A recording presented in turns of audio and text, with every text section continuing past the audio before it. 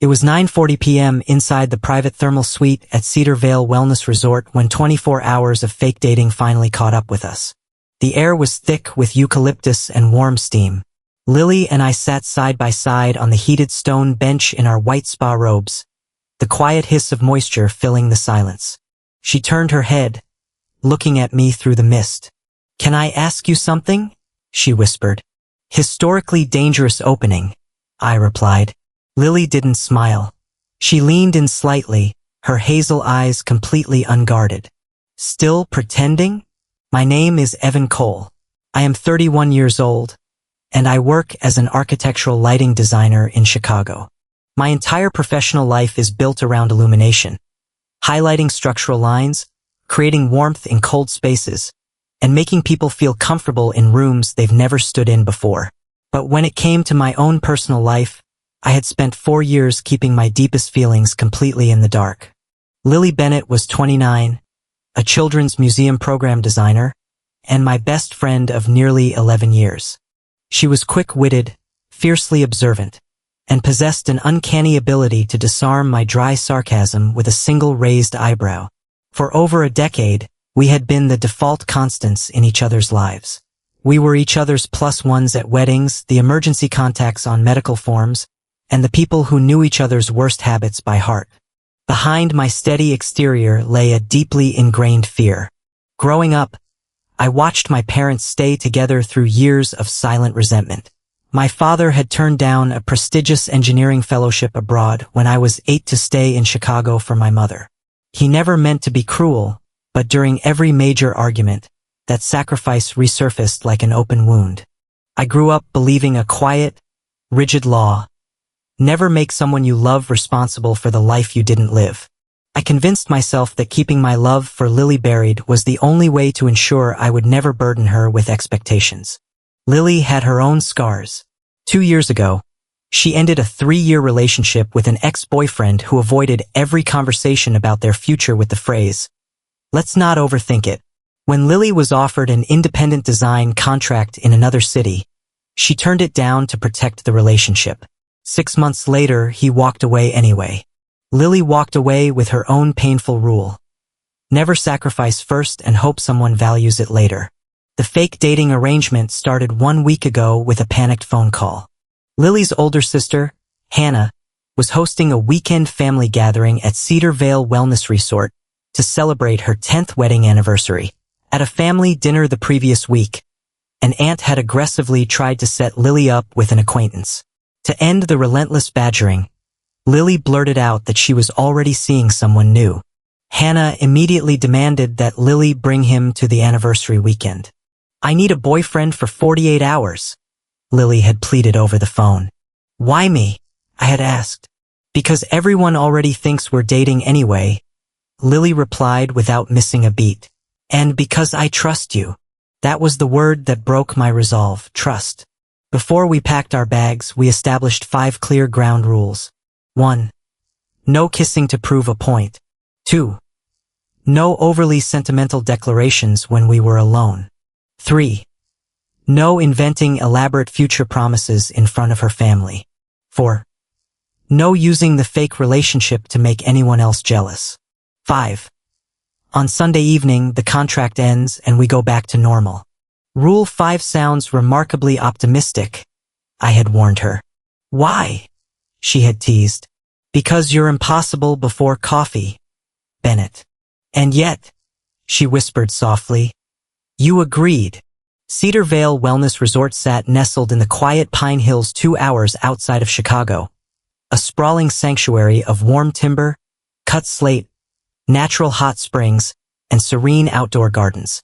When Lily and I approached the reception desk on Friday afternoon, the concierge smiled warmly and handed us our wooden keycards. "Welcome, Mr. Cole and Ms. Bennett. You've been placed in our luxury couples wellness suite." Lily's eyes widened slightly. "Couple suite." "Hannah upgraded us," she whispered to me as we walked down the cedar-lined hallway. "My sister is an absolute menace." "Your sister is an evil genius," I corrected under my breath. Fortunately, the suite was spacious. Beyond the master bedroom lay a sunlit sitting room with a plush, 6-foot sectional sofa, a stone fireplace, and a private balcony overlooking the forest. "I claim the sofa," I announced immediately, setting my duffel bag down. "I didn't ask you to sleep on the sofa," Lily noted, crossing her arms. "Preemptive diplomacy," I replied. "I value my survival."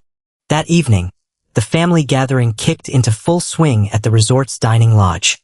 The moment we walked in, Hannah spotted us, hurried across the room, and wrapped Lily in a tight embrace before turning her sharp, approving eyes on me. "So," Hannah smiled, tilting her head, "this is finally happening?" "Apparently I've been promoted from unpaid furniture mover to official arm candy," I said smoothly. Lily stepped on my foot beneath the table. Because our friend group and her family had known us for a decade, the narrative required almost zero fabrication. When Hannah asked when things had shifted, Lily casually answered, "Recently." When an uncle asked who made the first move, Lily and I pointed at each other at the exact same second, causing the entire table to erupt in laughter. "Of course," Hannah laughed, shaking her head. "We've only been waiting 10 years for you two to figure it out." The words settled heavily in my chest. During dinner, the dining room grew slightly drafty from the patio doors. Without thinking, I reached over, pulled my charcoal cardigan from the back of my chair, and draped it gently across Lily's bare shoulders. It wasn't performance. It was a reflex I had practiced for a decade. Hannah caught the gesture from across the table, her smile softening into something quiet and genuine. "See? That part definitely doesn't look new." Lily and I froze for a fraction of a second, exchanging a fleeting glance before quickly looking away. Later that night, Lily handed me the official couple's wellness itinerary Hannah had booked for us.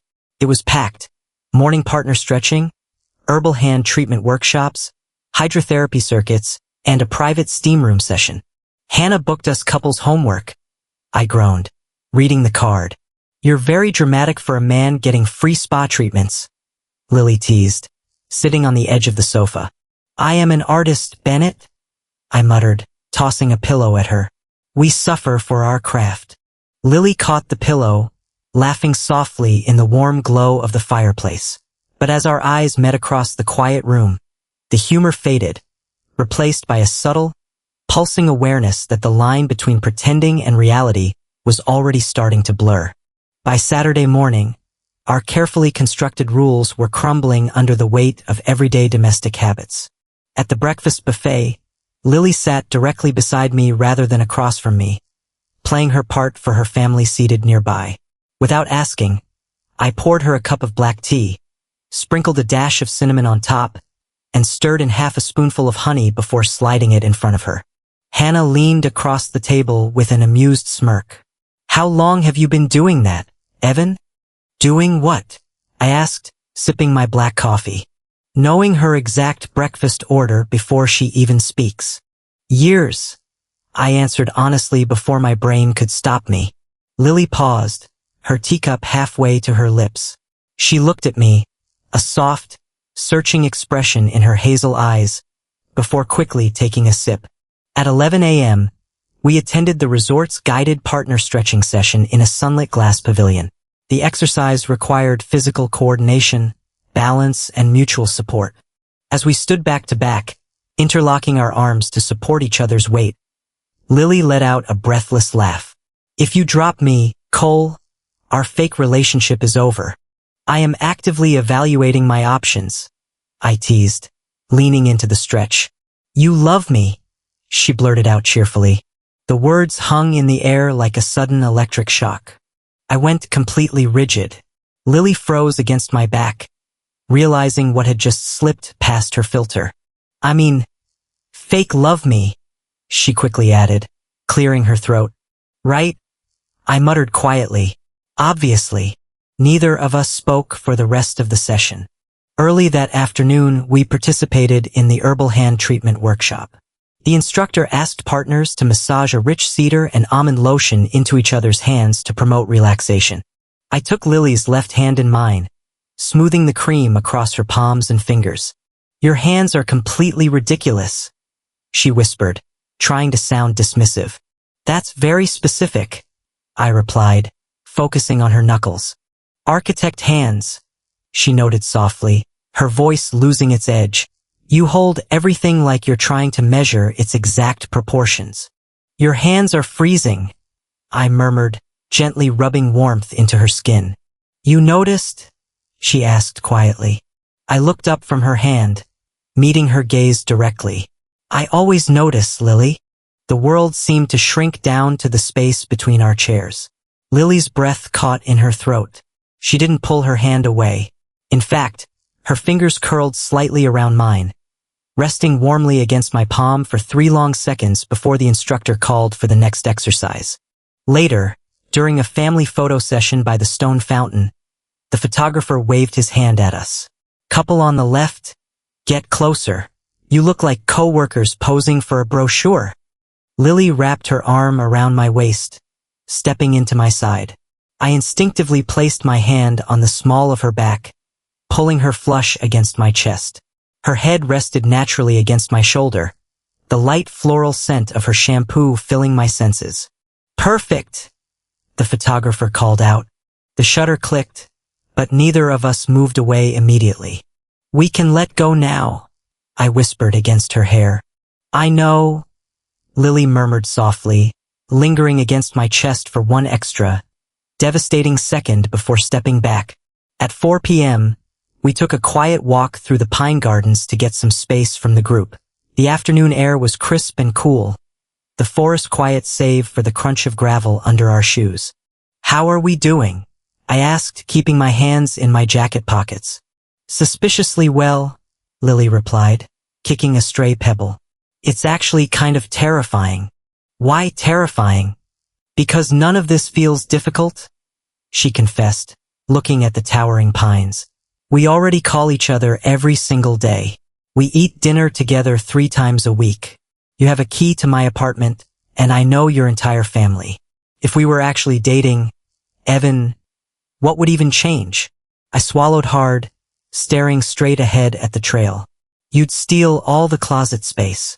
I have excellent wardrobe curation, she defended playfully. And you'd demand control of the morning playlist. Your morning playlist is depressing ambient jazz. Evan. It is sophisticated, I argued. Lily laughed, but the laughter faded quickly into quiet contemplation. We already do almost everything couples do, except the parts that make people vulnerable. I didn't answer, couldn't. At dinner, the conversation turned to long-term partnerships. Hannah's husband raised his glass to toast the room, asking the table a light-hearted question. Evan, what's your absolute favorite thing about Lily? I knew I was supposed to make a joke. I was supposed to say something safe and witty to make the table laugh. Instead, I looked across the table at Lily. The warm candlelight danced in her hazel eyes, softening her features. She makes every place feel less temporary, I said softly. The entire table went silent. Lily stared at me, her lips slightly parted, her hands completely still on her lap. The playful facade was completely gone. Well, Hannah whispered warmly, breaking the spell. That was entirely too sincere for a Saturday night. Bad improvisation, I muttered, quickly taking a drink of water to hide the heat rising up my neck. Lily looked down at her plate, a tiny, knowing smile touching the corner of her mouth. Liar, she whispered under her breath. At 9:30 p.m., we entered the resort's private thermal suite for our final scheduled couples session. The room was clad in dark river stone, illuminated only by soft recessed amber lighting. The quiet, rhythmic hiss of steam filled the space, carrying the soothing scent of cedar and eucalyptus. We sat side by side on the warm stone bench in our white robes, our shoulders separated by barely 2 inches of air. Rate the fake dating experience so far, Lily murmured, resting her head back against the stone.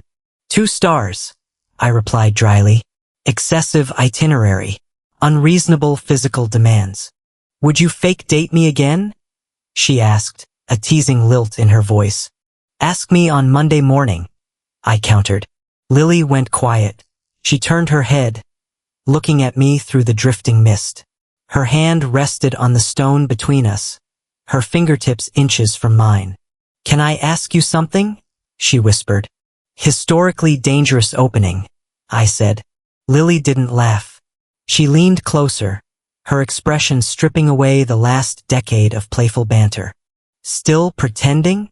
My pulse hammered against my ribs. What? Us?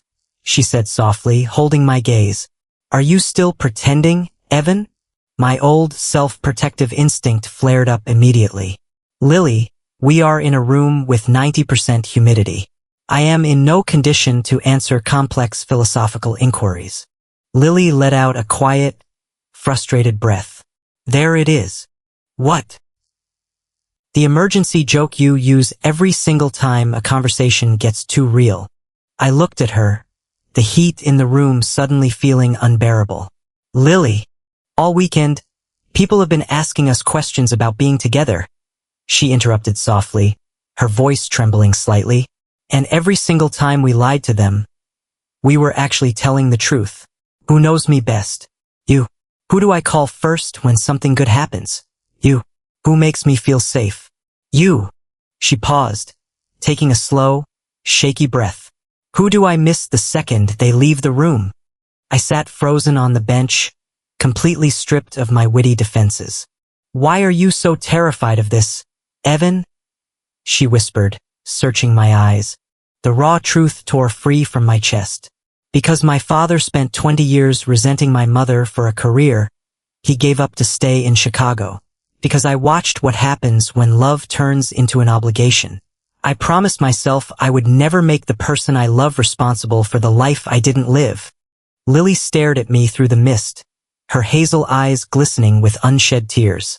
Evan, I would never ask you to give up your life for me. I know, I admitted, my voice dropping to a raw whisper. Then why are you punishing both of us for a mistake you haven't even made? She asked softly. The question shattered the last remaining wall around my heart. 3.5 years, Evan, Lily confessed quietly, a single tear slipping down her cheek. I've been in love with you for 3.5 years.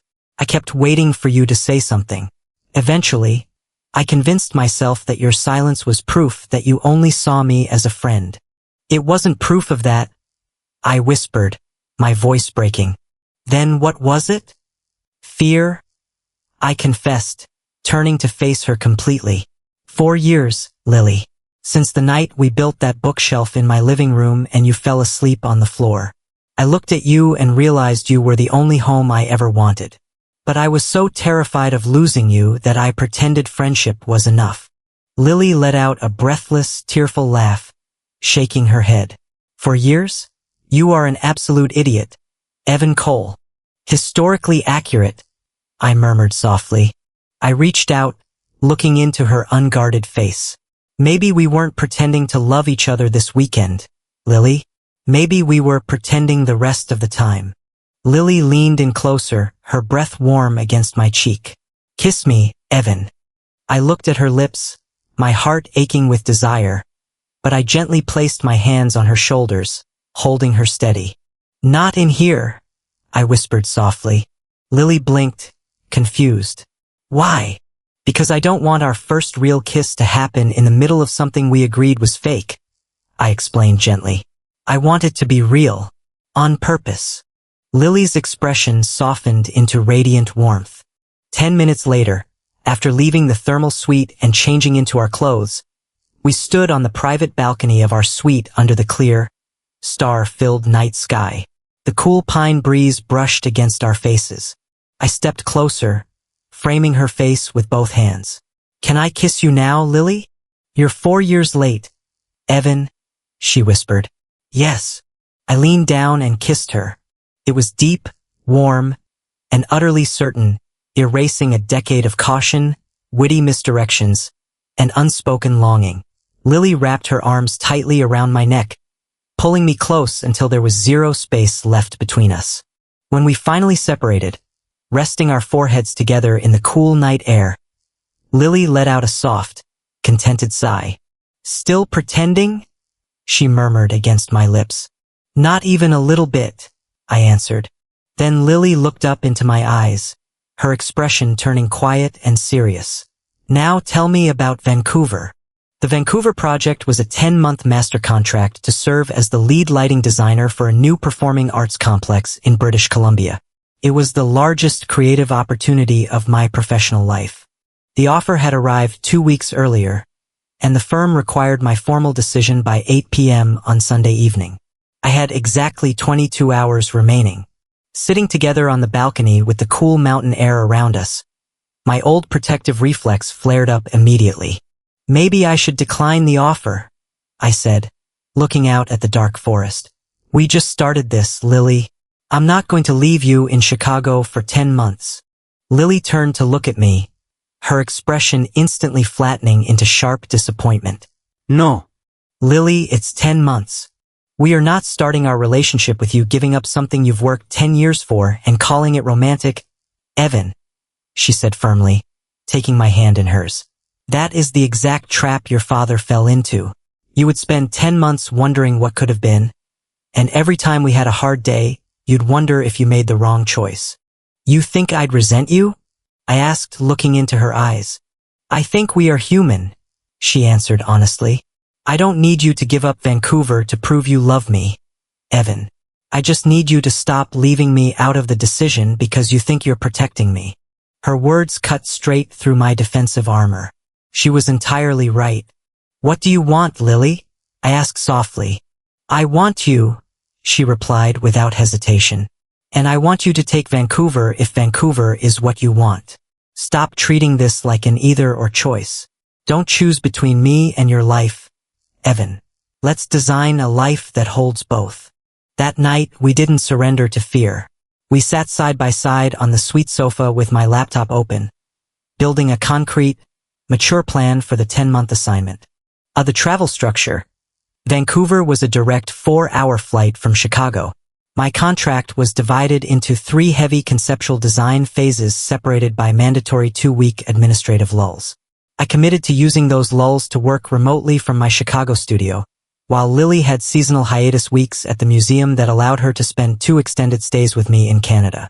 At the communication rule, we agreed to video call 3 designated nights a week, with a strict rule that we would speak honestly if the distance felt overwhelming, rather than hiding frustration behind polite check-ins. The 3-month reality check. After 90 days, we committed to sitting down in person to evaluate the emotional sustainability of the arrangement, promising that neither of us would martyr ourselves in silence. No scorekeeping. We agreed that visits, flight bookings, and schedule adjustments would be shared equally, without keeping a mental tally of who sacrificed more. On Sunday evening at 7:39 p.m., we sat at the kitchen table in my Chicago apartment with my laptop open. There were 21 minutes left before the deadline. Lily sat beside me, resting her hand over mine on the trackpad. Do you want Vancouver, Evan? She asked softly. Yes, I answered truthfully. And I want you. Then take both, she smiled. I met her eyes, felt the steady, unwavering certainty of her hand in mine, and clicked accept offer. 14 months later, the 10-month Vancouver Arts Complex contract came to a successful conclusion. Those 10 months of long distance were far from an effortless movie montage. There were delayed flights, dropped video calls, lonely Sunday afternoons, and 2 genuine arguments where we had to navigate the exhausting friction of conflicting schedules. When my Vancouver clients offered me a 4-month contract extension to oversee secondary installations, my old instinct almost made me evaluate the decision alone. But I stopped myself, picked up the phone, and called Lily immediately. Together, we agreed that I would take on the extension as a remote consulting advisor, allowing me to return to Chicago full-time. Lily's career flourished as well. She was promoted to Director of Interactive Programming at the Children's Museum, spearheading a major cultural initiative that kept her fiercely fulfilled in her own right. To celebrate our first official anniversary, we booked a quiet weekend getaway at a boutique spa resort in northern Wisconsin. On Saturday evening, we walked into the private steam suite, wrapped in plush white spa robes, the familiar scent of cedar and eucalyptus filling the warm air. We sat side by side on the heated stone bench, our shoulders touching comfortably in the gentle mist. Lily leaned her head against my shoulder, looking up at me with that familiar, mischievous spark in her hazel eyes. "Can I ask you something?" she whispered softly. "You're very predictable, Bennett." I smiled, wrapping my arm around her waist. She tilted her head up, her lips inches from mine. "Still pretending?" I looked at the woman who had transformed my understanding of love, sacrifice, and partnership, leaning down to press a soft, lingering kiss against her lips. "Not even a little bit," I murmured against her mouth. "Good," she smiled, resting her hands against my chest. "Because you were thoroughly unconvincing as a fake boyfriend anyway. I seem to remember your entire family believing every single word," I teased. "That's because almost nothing you did was fake, Evan," she pointed out softly. "The hand-holding was real. The jacket on my shoulders was real. The breakfast tea was real." Lily looked up into my eyes, her smile turning deeply tender. "So what part of that weekend was actually fake?" I paused, looking at her beautiful, radiant face, and smiled. "The part where we told everyone it had only just started." Looking back over those 11 years, I realized that real love doesn't demand that you stay small to keep things safe. Real love doesn't ask you to choose between your ambitions and your heart.